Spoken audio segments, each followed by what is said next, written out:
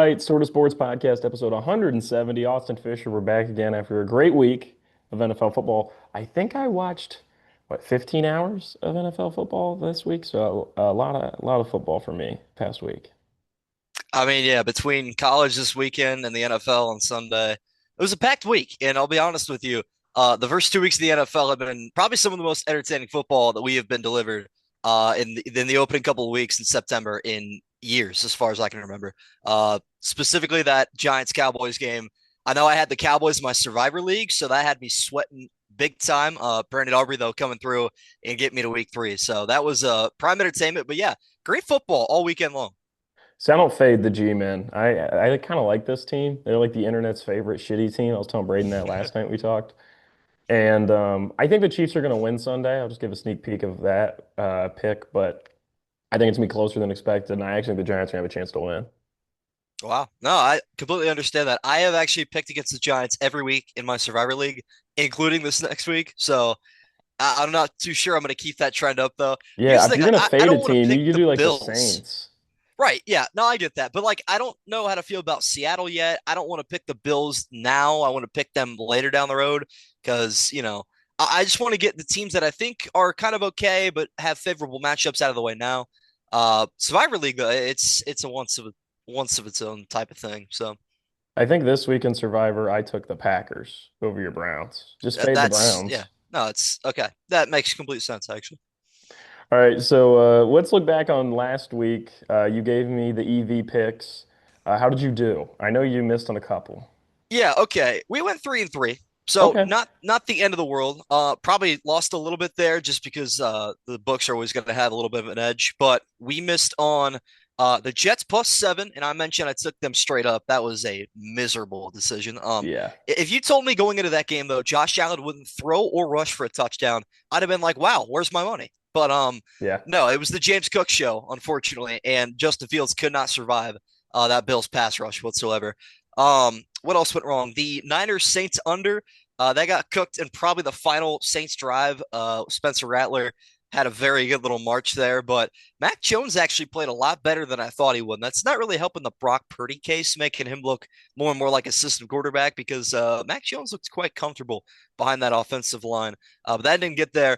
And then Steelers money line in probably the most laughable way possible yet this season with that special teams miscue. That ends up missing against Seattle. But we did hit on the Ravens spread against the Browns. That wasn't too much of a sweat. The Jaguars and the Bengals over. That was pretty comfortable, even with Joe Burrow going out. And the Rams -5.5 against Tennessee. That one was a bit close. I think they were down at halftime. It came back and covered the spread in the fourth quarter.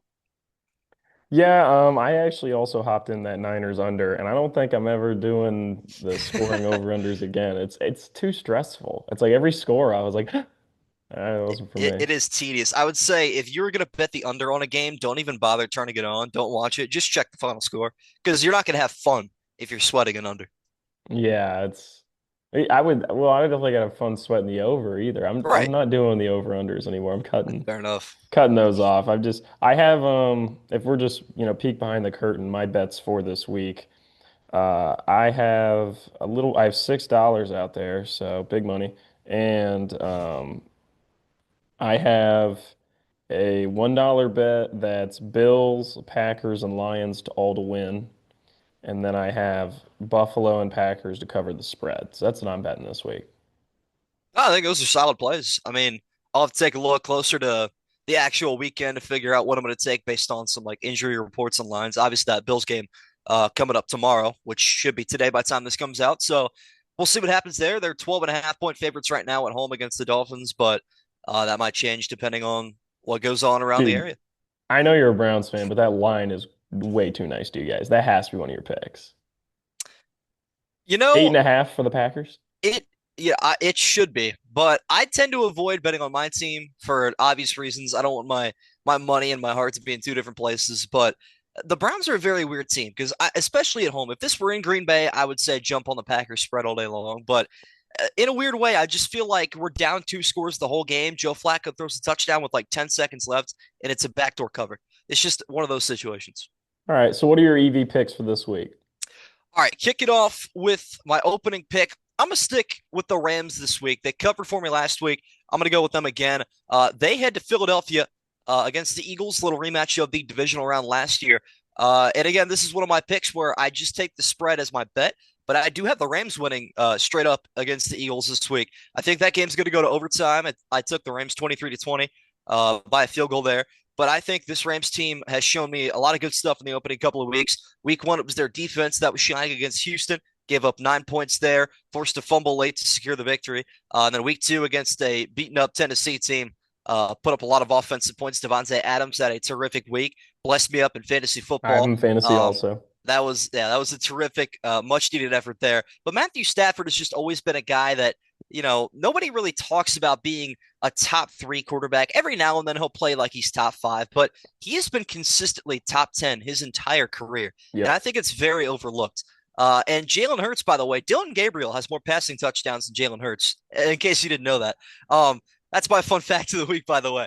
But Philadelphia, they do very well in a systematic format, but I don't think it's sustainable against teams like the Rams where they have a flashy offense and defense. They did very well against the Chiefs last week, but I think Kansas City, they're kind of in an epidemic right now. I don't know if they're going to recover this season.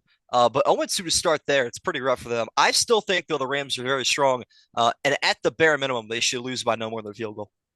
Well, and I think Sean McVay just coaches circles around Sirianni. Oh, Like absolutely. that's a piece of it. And I would also say this was the team that looked best against the Eagles in the playoffs. And I think the Rams are improved from last year. Yeah, And I'm done getting cute with beginning of the year predictions and not taking the Rams win the division. They have right. maybe the best coach in the NFL. Every year you want to take all their skill positions for fantasy. Their defense only gets better every year. Jared Verse is probably going to become a top five D end within the next 2 to 3 years. And I mean, he was a defensive rookie of the year last year, and I think he's going to be even better this year and just continue to get better. And it's a good team. I mean, one day we're going to look up and we'll be like, oh shit, Rams just made the NFC Championship. I don't know if it'll be this year. I don't know if it'll be 3 years down the line. I'm interested to see what life after Matthew Stafford looks for them. Hmm. Like, I don't see McVay wanting to go with a rookie QB, but if he did, it would be his guy. And so I think is interesting. Like we might see them reach on a quarterback because McVay's like, no, that's my guy. So I'm interested to see what the future of the Rams looks like. Still have terrible uniforms, but what is the spread? You never said. Spread's 3.5, but the line, I'm assuming that's what you're asking for. It's minus 115. So these are all DraftKings again, subject to change from Wednesday morning. They probably will. My under on the Niners and Saints actually dropped 2 points in 24 hours because Purdy got announced that he would miss two to Yeah. 5 weeks. So obviously it didn't matter in the end. It ended up, I think it was 47, 26, 21 final. So it wouldn't matter to begin with. But like I'm saying, if the moment you see this jump on top of lines because they will probably shift away from what you want as time progresses. What is the straight up money line if you think the Rams are just going to win? We don't do spread, which I doesn't make think sense. I'm just curious what right, the. right. It's in the plus like 130s or 140s. It's not bad value actually, but Okay. again, You could do I two separates if you wanted. right, I trust spreads a lot more. And if you remember, I think it was last year, Sean McVay kicked a field goal at the very end of the game against San Francisco to cover, uh, for absolutely no reason. Like the clock had zeros For on the it, homies. but oh, absolutely for the day ones. But that was terrific for all the Rams bettors out there. So I trust Sean McVay with my money now. No, okay. No, that's a decent point. I won't get in on this. I gotta see how good Philadelphia is, but this is gonna be a game I watch. I'm excited for Oh, this for game. sure. Um, okay, what's your next one? All right, we are rocking again These with are the all DraftKings, right? Bengals. Yes, yeah, all Okay. DraftKings, and I'll throw the odds on each pick and then the parlay total at the end as well. We got the Bengals and the Vikings to go over 42 and a half at minus 110. Now, I know Bengal fans in particular are going to know this more than anybody, but if you're just a better out there and you're looking at the over and going, well, there's no Joe Burrow, I would advise you actually that this line might look even juicier without Joe Burrow for the reason that Jake Browning throws just as many interceptions a game as he does touchdowns, which ends up benefiting the over more than anything. The only thing that you want to avoid if you're an over better is punts because that flips field position. Interceptions, though, open scoring for the other team. So Minnesota last week, obviously, they looked horrible. I only watched probably the first quarter and a half of that game, but I don't think they scored past like the third quarter. And again, they didn't even score a touchdown. McCarthy looked worse for wear. Obviously, he's going to miss some time. But again, that Bengal defense has not impressed. I don't think they're going to be very good. Last week against Jacksonville, they made a couple of key plays down the stretch, but I don't think it's going to be sustainable. Justin Jefferson is going to have his way with that defense. Again, it's a battle of the wide receiver ones. Keep that in mind with backup quarterbacks. So these guys are just going to be throwing it deep to their wide receiver one all game. So I think it's going to be a terrific game for Jamar Chase fantasy owners and Justin Jefferson fantasy owners. And I think that's going to end up, I think 42 and a half is way too low of a line here for the over. See, what's funny is actually my mom brought this up to me last night. She was like, "Should I bet the over on Huh. this?" And I was like, "I think there's a lot of value there, and also it's backup quarterback effect where Jake Browning is going to look good for 2 to 3 weeks, and then everyone will figure him out, and that'll be that. Right. Wentz is going to probably ball out Sunday, and Yeah. then people are going to be like, should he be starting over McCarthy?" And then he will inevitably shit the bed within the next 2 to 3 weeks. Hmm. It's just the backup quarterback effect happens every time. And it's kind of like how Chad Henne beat the Browns that time. Uh, Sure. it was a heartbreaker, dude. I was so upset for the Browns because that was back when I was rooting for the Browns every week because I love Baker. Yep. But um, the only concern I have with this is the one thing I have against this, is the Vikings might have the best defense in the NFL. So Jake Browning might be turning the ball over, but what if the Bengals only score like one touchdown? Well, then you need Carson Wentz and the Vikings to get like 5 touchdowns, which Yep. I'm not betting on. So that's my only concern is like, what if the Vikings defense lock up the Bengals and the Bengals only put up, let's say 2 scores, right? Hmm. 14. Now you need 26. Well, not 26, right? It'd be 28, right? In line Yeah. 42. You need 29 actually if it's Right. 20, 40, 42 and a half. So yeah, you need 29 points. So I think it's actually I get your point. I'm just saying there is the path where the Vikings have the best defense in the NFL and Jake Browning just can't do anything. That's fair enough. I don't think Minnesota though has the corners. They have very good, a very talented pass rush. I think they did very well building that in the offseason. I just don't trust their cornerback room to be honest. Against the three-headed monster of Jamar Chase, T. Higgins, and Andre Osivas, I really don't like that.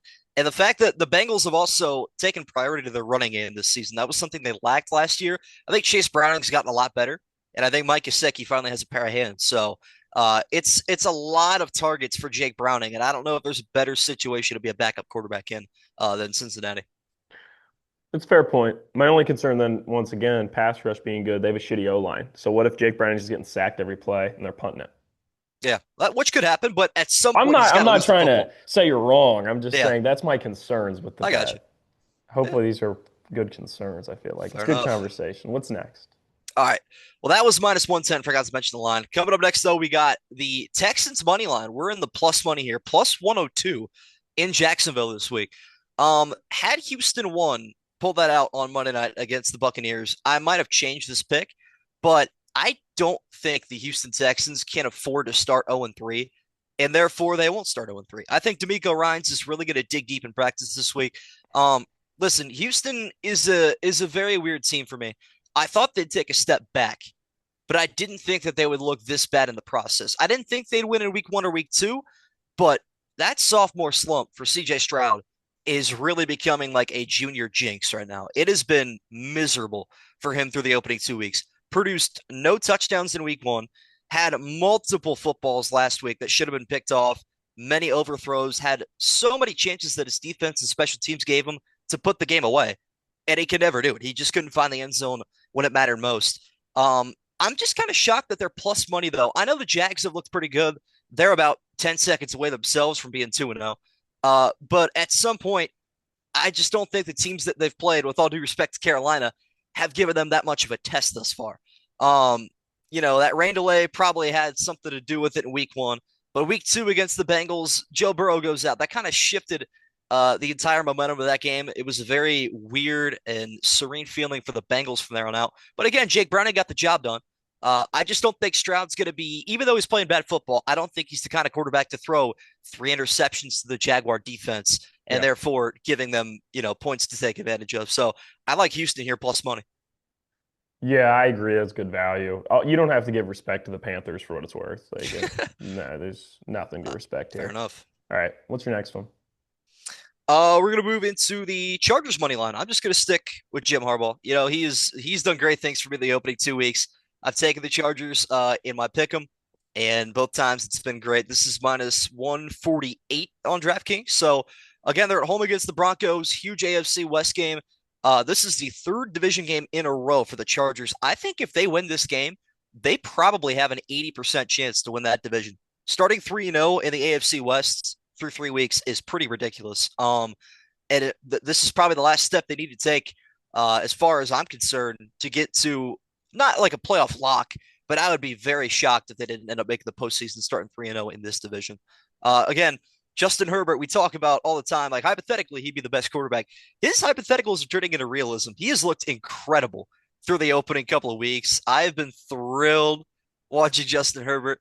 And I know you're not a fan of it, but listen, This he, is such he bullshit. he's been terrific. This is such I bullshit. think he has been just fine. Another thing that's actually slept on with this Charger defense, Khalil Mack is out right now. Yeah. They're going to get him back in a couple of weeks, which is going to be great for the defense. But Dan Henley might be the most underrated defender in all football right now. His ability to rush the quarterback in the blink of an eye, the snap of a finger. That sack he had on Gino last week, Monday Night Football, where he kind of danced around, and as soon as Gino swung his head to the right side to make a read, he took off. And Gino swung his head back around. He was right in his face, couldn't go anywhere, took a sack. To me, that shows a lot of just athleticism and game IQ. And Bo Nix, who hasn't looked too sharp through the opening couple of weeks, I just don't know if he'll be able to handle that even in year two. Well, I don't even know if we're gonna talk more about chart. It was funny. My mom actually said to me the other day, she's like, "At what point do you just say Herbert's finally done it? I'm back." And I'm like, "It's not happening." Really. Like he would have to win like the damn Super Bowl. The whole thing, you don't think if he wins the division and gets to like an AFC championship, that's a win for the Chargers? Not for me. I Really? paraded this dude around for a long ass time. I mean, I've paraded this dude around so long that I have pictures of me being a fan of him back when my hair was short and I didn't have a beard. Wow. So, that's like centuries ago. So I'm saying like, no, he would have to throw for like 40 plus touchdowns and like Wow. be like, okay, I guess if they won the AFC championship, Okay. that would be enough for me to come back. Fair enough. But like if they go, let's say they go like 13-4, win the division, he's like second in MVP to Josh Allen. And everybody's like, oh my gosh. And then they're in the AFC playoffs and they win like a wild card game in a divisional, and then they get the shit kicked out in the AFC championship by the Bills. I'd be like, no. I mean, but at what point though, like if it's not Justin Herbert's fault? Like I even think about that game against Jacksonville back in 2023. No, he played bad, dude. No, he played Like bad. Don't he lie to didn't he yourself. didn't play great in that game, but like the coaching in that football game was No, revealing Staley's to me. terrible. And I love Right. Jim Harbaugh. I was Yeah. so excited when Harbaugh was hired there. I just think having Harbaugh and Herbert is a really good thing. And it's a shame Herbert had to have his worst game of the year when it mattered most against Houston in the playoffs. But I That's when still I was think, decided I was done, as I'm right. just like, Yeah. I'm done doing this. I mean, I Well, think you can understand like why I feel this way. I I do. don't think it's a Yeah. crazy take. It's not, but I think you're asking way too much for a guy that most of his career hasn't had a lot handed to him. I don't think he has. I really don't think he has. He has had a bad lot. I mean, I Yeah. really dislike Staley like a lot. Like he was bad. Mhm. Really bad. Not like Matt Rule level bad, but up there. And I'm a huge Jim Harbaugh guy, one of Yeah. my favorite coaches ever. So I was so excited he went there. But last year was just disappointing because he went 11-6, and everybody's like, "Oh my gosh!" And I was like, "This team's good, but like, we got to see in the playoffs." And they played terrible, dude. Herbert played terribly. I think he had 4 interceptions. I That mean, was, and I was like, "I'm not doing this no. anymore." Like he makes me look like an idiot. And Well, so now he's gonna make me look like a fool, it sounds like, but I'm just saying, we'll like see. everybody, it's like he's like that really hot girl at your high school that you dated, and Hmm. everybody's like, dude, you fumbled, and it's like, no, this bitch is crazy. Yeah, it's more than what's on the surface. Yeah. And I was like, fine, have fun. Like everybody, go take her out. That's fine. You'll find out. Yeah, I feel you. So yeah, we'll see. What's your next pick? All right, pick number five. We got the Cowboys money line at minus 115 in Chicago this week. If there's one thing I don't trust, it's the Chicago Bears. Um, they looked flat last week. Lions put up 52 points in I think 50 minutes. I don't think they scored the last 10 in that game. For a Bears defense that have been gassed up a lot this offseason, thoroughly disappointed by how poorly they played against the team without Ben Johnson in a Ben Johnson revenge game. That narrative completely spun out of control because they just couldn't keep up with them, specifically their defense. And we watched Dallas's offense last week go toe to toe with Russell Wilson, which is an issue in itself. But that's a defensive problem that we'll talk about in a little bit. That offense looked incredible, though. Prescott was consistently finding 20 to 25-yard passes. George Pickens got involved. CD Lamb had a great game. Javonte Williams is still riding on his high horse. I don't know if he can keep this up the entire month of September, but he's looked terrific through the opening couple of weeks. And again, they've been looking for that rookie year Ezekiel Elliott replacement since 2016. And I'm not saying he's the answer, but he might be the blueprint. They might know what they're looking for after Javonte Williams. But Like I, 2021 me is hype right now. I was so in on Javonte Williams. He was in the Broncos that oh, for year. sure. Yeah. Well, Eddie Broncos running back, though, is just doomed to be ruined after like Peyton Manning's Super Bowl run, right? I mean, Philip Lindsay. I'm trying to think who else was even there that would fumble at the goal line and they were cut and then on Yeah. to the next guy and repeat. There's Like it always was, some running back every year in fantasy that I get excited about. It's just like Zamir White was it like I think last year or 2 years ago yeah. that I was like, oh, Zamir White's gonna be good. And no. This year I've been like it might be RJ Harvey because I wasn't in on Mhm. Hampton because like I just didn't get a chance to take him and like I wasn't gonna stretch and try to get him. And Travion's been all right.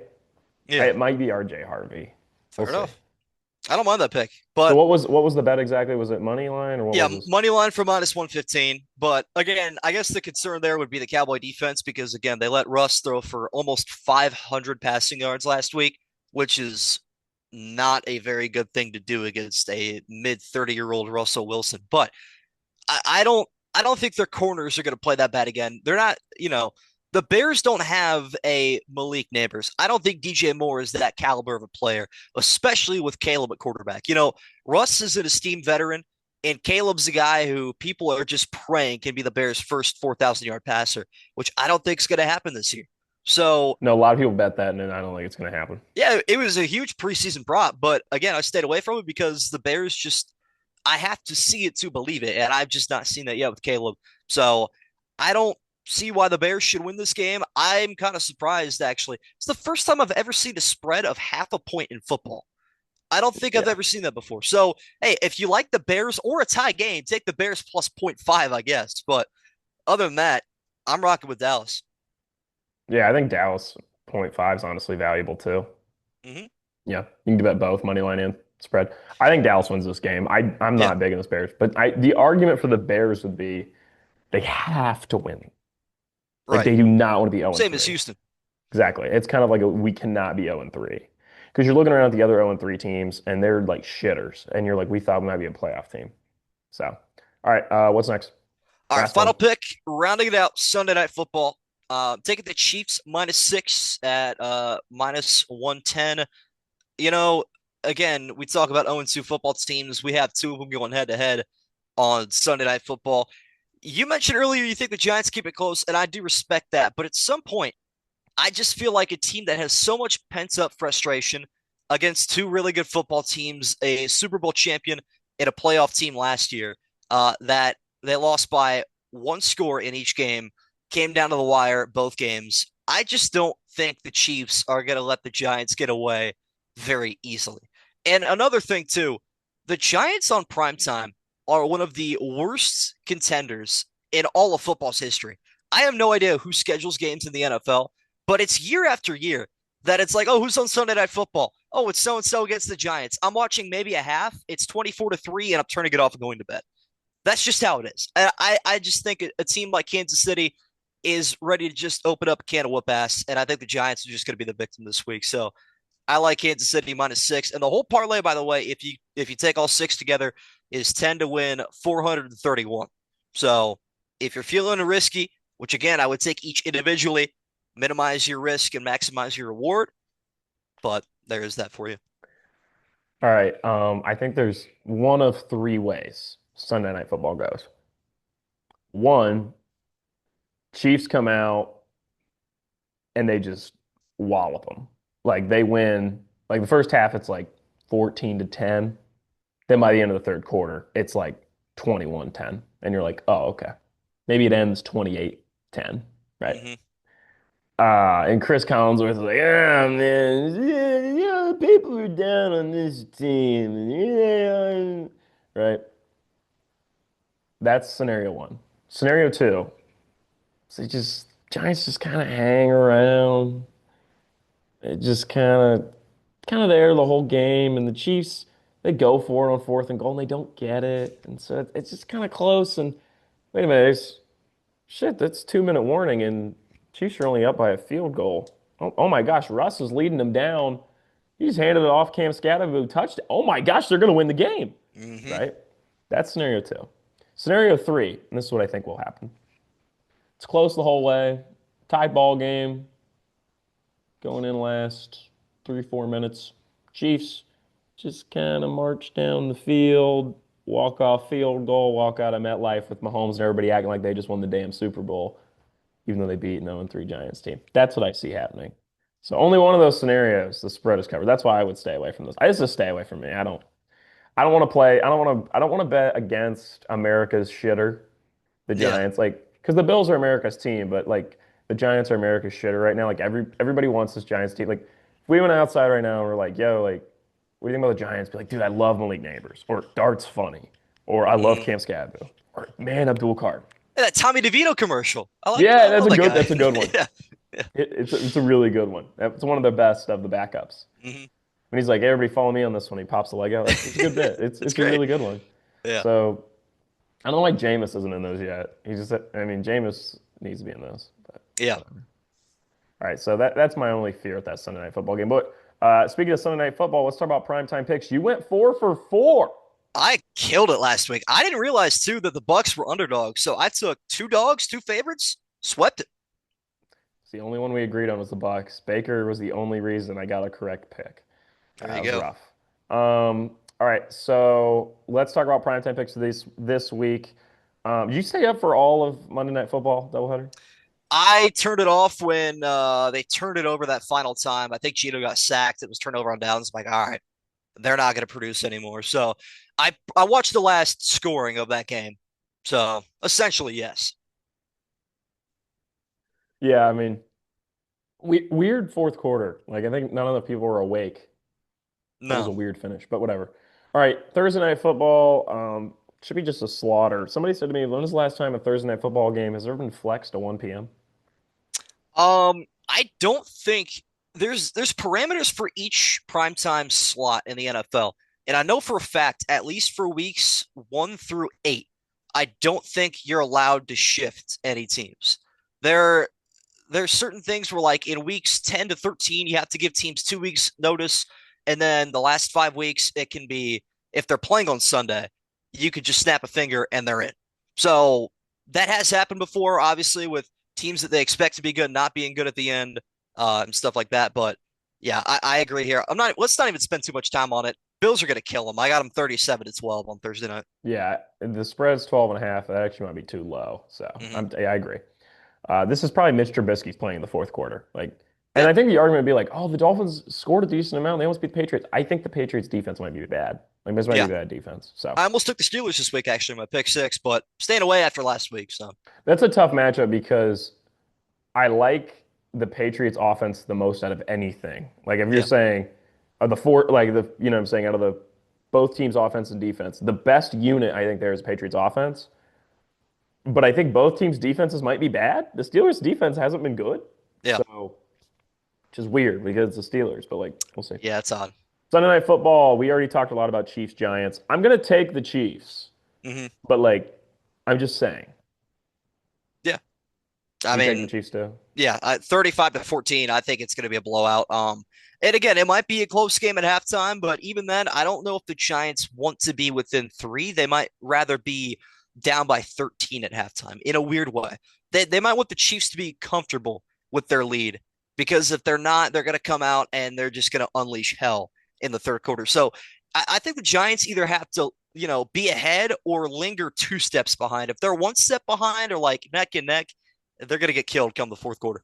I think Dayball is going to do everything in his power to win this game, though, because if he wins this, I told Braden this last night when we talked, his job security goes up like 20%.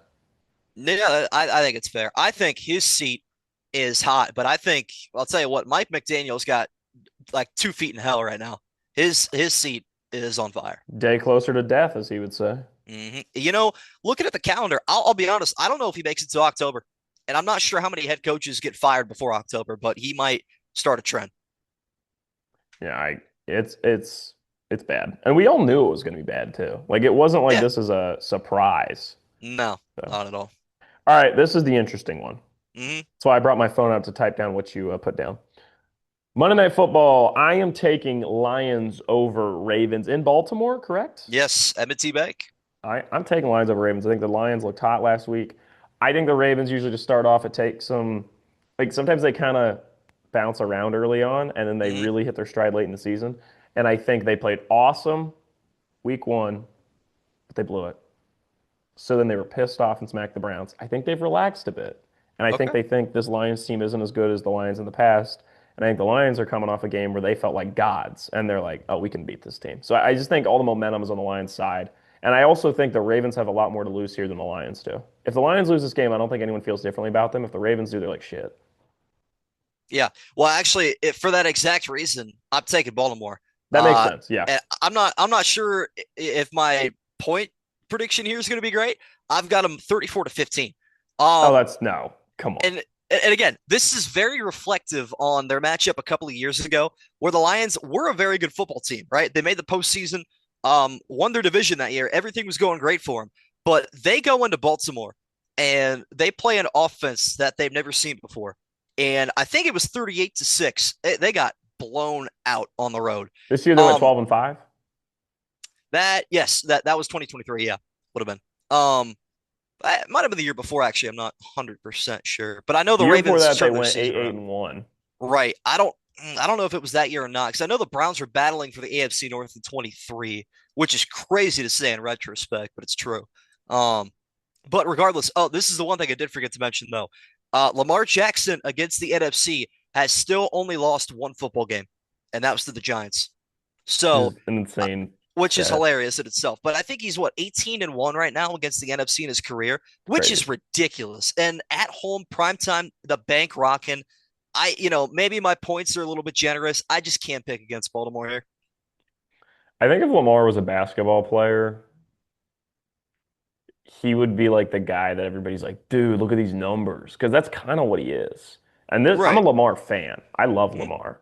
But like Bill Simmons has always compared them to the Houston Rockets with Harden, and it is incredibly accurate. And like Yeah. Derrick Henry coming in like Chris Paul, it's very accurate. Like they put up bonkers numbers. Everybody gets excited. They win awards. Oh my gosh, they just got Chris Paul. Oh my gosh, they just got Derrick Henry. And they just can't get it done in the postseason. And hmm I think that is honestly Lamar's destiny. Yeah. And I don't know, it's just interesting. But yeah, this is gonna be a fun game. I mean, you could talk me into Ravens very easily, but I also just vibe with this Lions team. I watch every Lions game. My mom's Yeah. a Lions fan. I just love the Lions. I think it's They're a fun team. entertaining. I mean, I unfortunately put myself through the purgatory of Cleveland Browns football for 3 hours a week. But if the Lions were to ever play outside the Browns time slot like they do this week, Monday Night Football is my can't miss game of the week. So I'll be there. All right, well, that's it. So thank you for coming on, Austin. I will talk to you again next week. Thank you for the EV picks. And Yeah. we have one game we disagree on, so we'll have to see. But I hope the Giants get it done. I think you probably hope that too. Well, with the Chiefs being my survivor pick, I don't. But Change we'll see. it right now. We pick I Packers. might have to. You might have talked me out of it. We'll see. All right. Thanks, Austin. No problem.